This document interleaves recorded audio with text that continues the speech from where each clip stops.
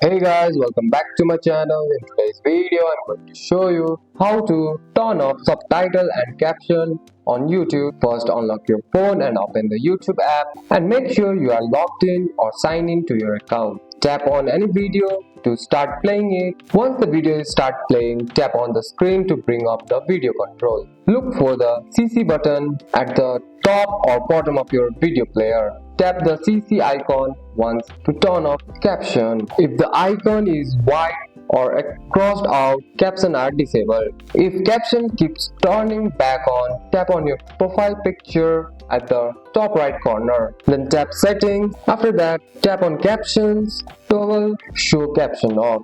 And that's it. That's all for today's video, guys. If you found this video helpful, drop a like and subscribe for more videos. Thanks for watching. See you in the next one.